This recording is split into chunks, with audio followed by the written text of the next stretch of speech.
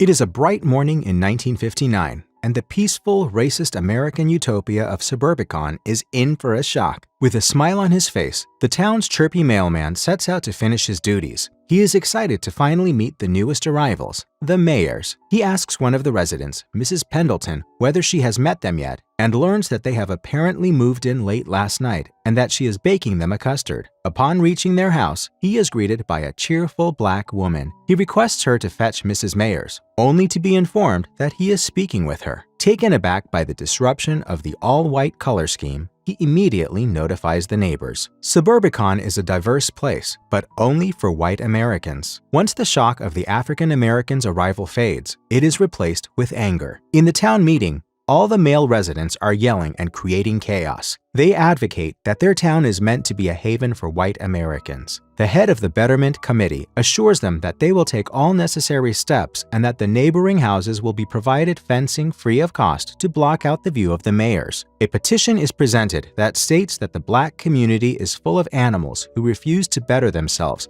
and hence must not be allowed till they can prove their worth. Rose Lodge and her identical twin sister Margaret are sitting on the porch of Rose's house. Rose is paraplegic and confined to a wheelchair. She is worried that the property prices in the neighborhood will drop, making it difficult for her and her husband to sell the house and move. Right next to them, Rose's son Nicky is playing with soldier figurines. He is a simple boy who loves his mom and his aunt. Nicky does not have a lot of friends and instead prefers to keep to himself. Maggie asks Nicky to go play baseball with the mayor's boy, who was around the same age as him. Being an introvert, he is reluctant but obeys when he is bribed with some butter cookies. Approaching the fence between the two fences, Nicky calls out to Andy. He asks him whether he plays baseball and invites him to play behind the Nazarene church. The two boys make their way towards the church, causing a lot of heads to turn in their direction. Later that night, Nicky and Andy are tucked into their respective beds, listening to the radio. Outside the mayor's house, men are patrolling to keep the family in check. Nicky notices a commotion outside his bedroom, and shortly after, his father, accompanied by some strange man, enters his room telling him to wake up. He tells them that there are intruders in the house and that he needs to come downstairs. Nicky's father, Gardner, is a simple, mild-mannered family man. He loves his wife and son, or does he? When Nicky gets downstairs, he finds his mother, his aunt, and a fat guy who is sitting in Rose's wheelchair. They are being robbed. Sloan, the fat guy in the wheelchair, and Lewis, the tall, slender man who went with Gardner to wake Nicky up, order Gardner to make them a drink and serve it on a tray. After downing his, Lewis plops on the couch next to Nicky and Maggie, while Sloan asks Rose to put her hands around him so that he can transfer her to the wheelchair. Being the loving husband that he is, Gardner growls to Sloan that he will be the one to carry his wife.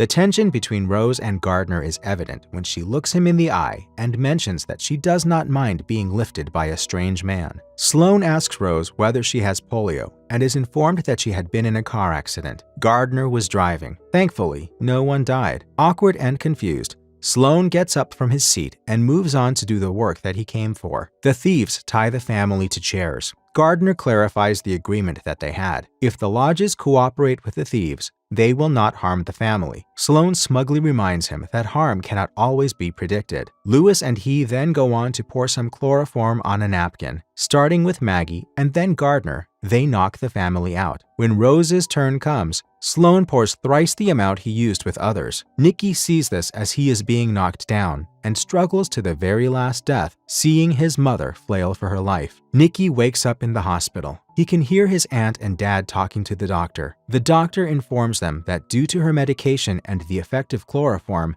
Rose's organs are failing. Nicky looks to his right and sees his mother breathing through a respirator. She is still alive, but not for long. The young boy has lost his mother. At the funeral of Rose Lodge, friends and family come to pay their respects. Maggie is crying uncontrollably. Gardner and Nicky look lost. Present is also Rose's brother Mitch, a caring uncle who loves Nicky like his own son. He is a Catholic who does not like Episcopalians. He reminds Nicky that even though his path seems bleak, he cannot pull a long face and sulk. He stuffs Nicky's pockets with coins and then starts to bounce the kid over his shoulder. Gardner and Maggie approach them in the car and ask the two to get in. On the way home, Gardner informs Nikki that Maggie will be staying with them for a while to help out. Mitch is furious and swears to skin the person who killed his little sister. Maggie asks him to shut up as Nikki is sitting right there. Back at home, Maggie starts preparing a snack for Nikki, and Gardner moves into the basement, vacating his bedroom for Maggie to stay in. He tells Nikki that everything will be okay and that they will figure it out together. The father-son duo sit together in silence while watching television. Nikki rolls his mother's wheelchair to the porch. Andy sees him and calls out. He gives him a ground snake to cheer him up. At night, Nikki is struggling to fall asleep and keeps staring at the ground snake. He hears noises downstairs. Scared,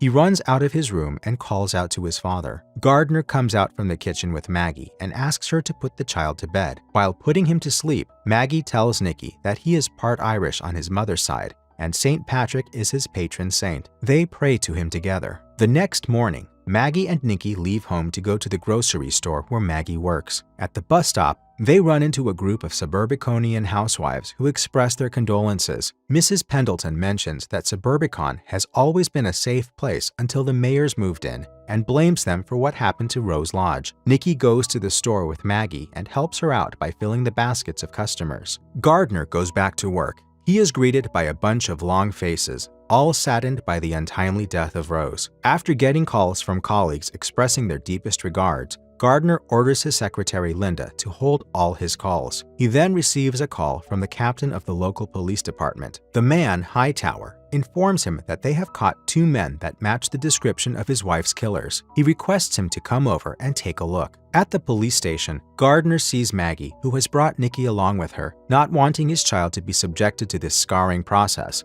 Gardner requests the captain to let Nikki sit this one out. The captain obliges, and the adults move into the room to identify the robbers. Maggie and Gardner take a close look at the lineup of criminals. Curious and impatient, Nikki breaks into the room wanting to see the men for himself. Immediately, he recognizes Sloane and Lewis. To his surprise, his father and aunt don't acknowledge the two. Nikki is taken aback and doesn't understand what's happening. One of the policemen accidentally switches on the light of the room, making Nikki's presence known to Gardner, Maggie, and the killers. The kid is escorted out of the room, but it's too late. Sloane has already seen him. The drive from the police station to home is awkward for Nikki. His father and aunt speak about everything other than the fact that those were the men who killed his mother. Maggie mentions that life has a lot of hurdles, including Rose's accident, Gardner losing all his life savings, and Rose's death, but she is positive that the 3 of them will overcome it as a family. Gardner enters the bathroom to talk to Nikki while he is taking a bath. He asks his son how he is feeling and takes a seat near him. Nikki asks his father why he pretended not to recognize the killers. The boy's father tells him that sometimes they think they recognize someone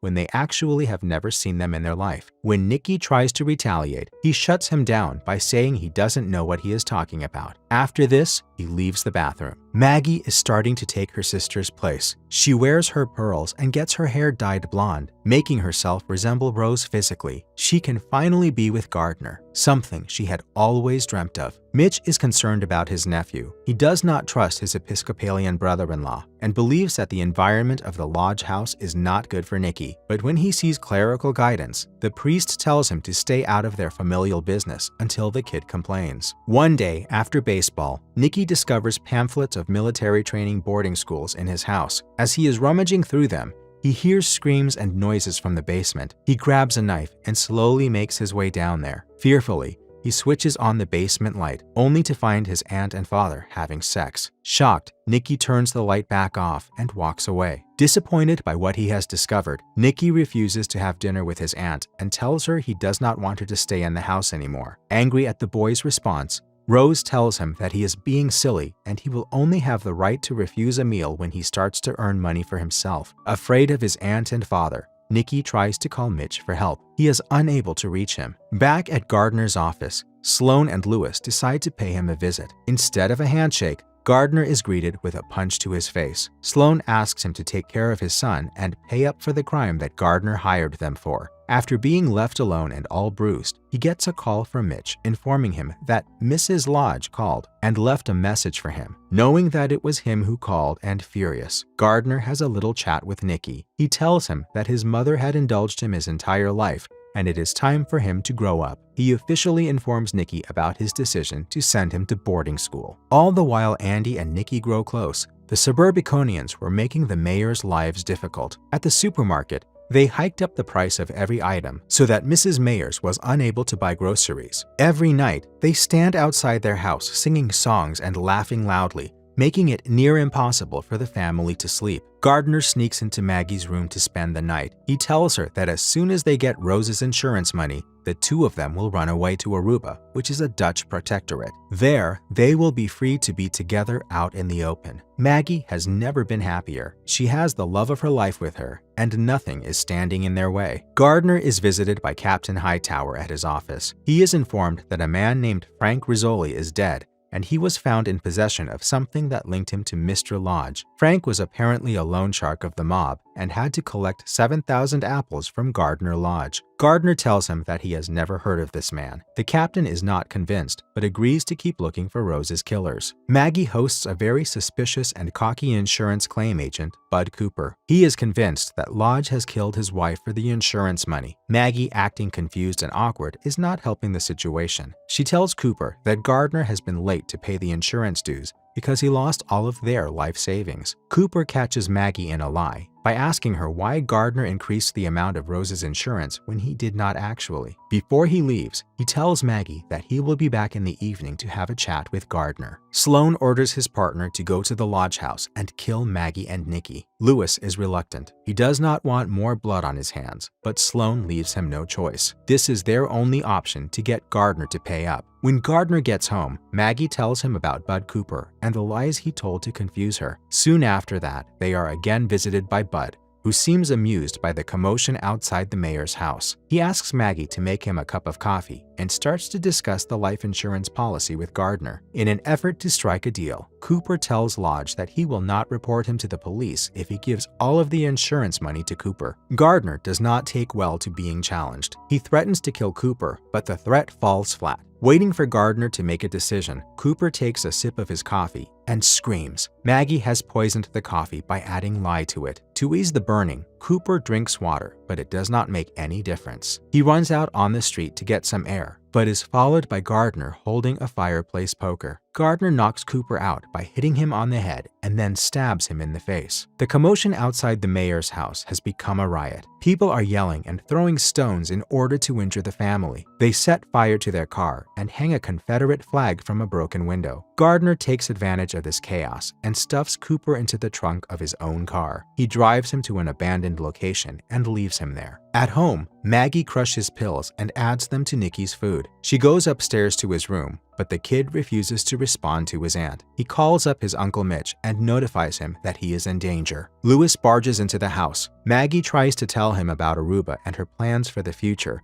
but is not allowed to finish as the man kills her. He makes his way up to Nikki's room and breaks open the lock. He finds the boy hiding under the bed. As Lewis is trying to grab Nikki, he is suddenly pulled back and slammed on the bed. Nikki is crying and screaming. After a few minutes of struggling and fighting, a hand covered in blood reaches out to help Nikki out. It is his Uncle Mitch. He tells Nikki to hide in a closet near the stairs, gives him a gun, and asks him to stay there. After that, he promptly dies from the stab wound Lewis left him with. While cycling his way back to Suburbicon after disposing of Bud's body, Gardner runs into Sloan. The criminal tells him that he has a surprise waiting for him at home and demands the money. Suddenly, a large truck rams into Sloan's car, killing him. Gardner cycles away and upon reaching home, finds Maggie, Lewis, and Mitch dead. He cannot find Nikki at first, but soon notices the blood on the knob of the closet. The kid points a gun at his father. Gardner tells Nikki to come out and sits him down at the dining table to have a chat. While discussing what he should do next with Nikki, Gardner eats the sandwich that Maggie made earlier. He tells his son that he has two options. Option 1, Gardner shoots Nikki and tells the cops that Lewis did it. Or option number 2, Nikki agrees to lie to the police to save his father, and then the two of them can go go to Aruba. He asks him to make a choice. The next morning, the crowd outside the mayor's house is gone, and the news reporters have arrived. A woman is seen blaming the mayors for everything that has gone wrong with Suburbicon recently. Nicky is sitting at home watching television while his father is dead at the dining table because of the drugged sandwich. Nicky walks to his porch, sees Andy playing catch, and grabs his baseball mitten. The two boys throw the ball back and forth while the camera zooms out. Suburbicon seems as quiet and peaceful as before.